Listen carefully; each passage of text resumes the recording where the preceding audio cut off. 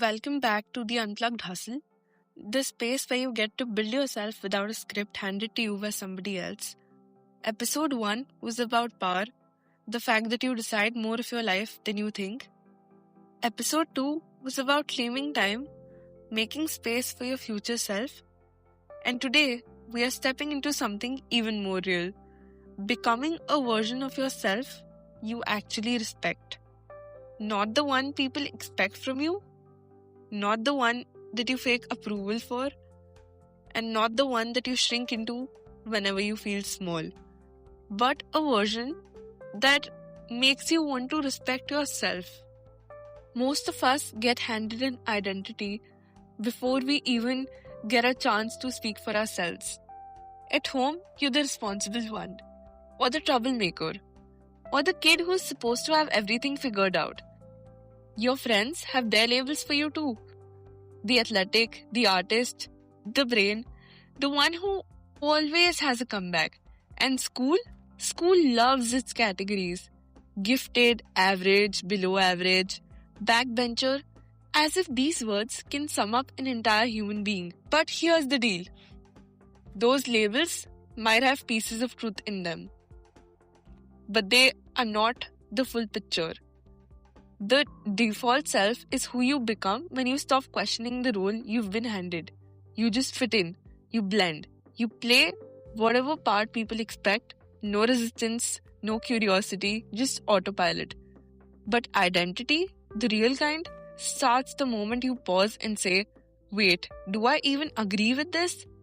Do I want this version of me? Is this who I want to grow into? Because the second you start choosing instead of just being replaced, everything changes. So here's something that freaks people out when they finally notice it. A lot of your personality is basically leftovers. Stuff you picked up without meaning to. Your family treats you a certain way, so you play that part.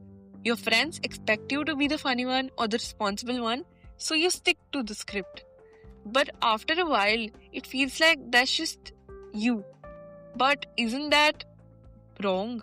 That isn't the whole story. The interesting part starts when you realize you can actually change the script. Not dramatically, not hair dye in a new diary level, just small choices that start shifting who you are. It's way less dramatic than adults make it sound.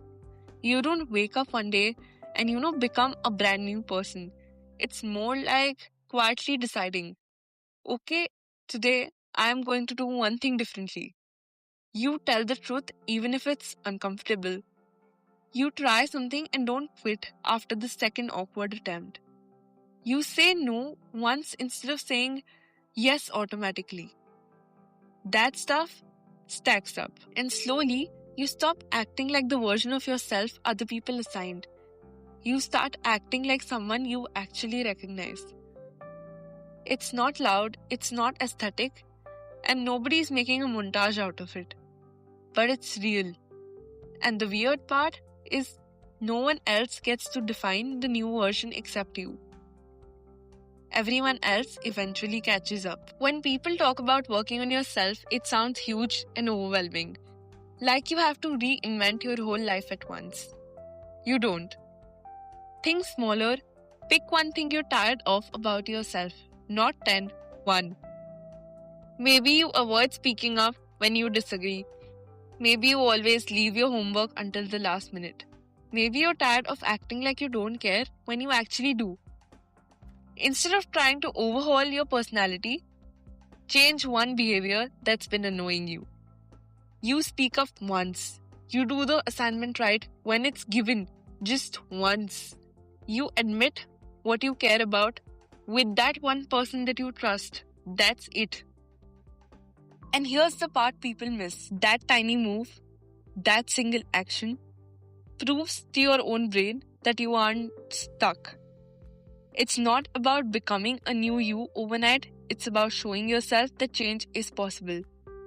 Then doing it again. Small doesn't mean weak, it means doable. When you start changing even a little, there's this lag before everyone else gets it. You feel different long before people treat you differently. You finally speak up in class. and someone reacts like you've been mute ever since kindergarten. You take things more seriously, but your friends still expect you to act like the one who always jokes around. It's frustrating because it can feel like you're being changed or dragged back into the hole that you're trying to get rid of. And here's the important part. You don't have to play along. You don't have to laugh at the same jokes about yourself. You don't have to shrink just because somebody else only remembers the smaller version of you. People hold on to the past because it's familiar, but their memory of you isn't more accurate than your reality is. Keep showing up as the person you're becoming, and eventually they'll either adjust or fall behind. You are allowed to grow faster than your reputation is. Here's an uncomfortable truth. Most of the progress you make won't feel like progress at all. You'll do something different, and it won't come with a spark, or a glow, or some Hollywood rush. It'll feel normal, almost disappointing at times. You decide not to snap back at someone. You start your work before it's a crisis.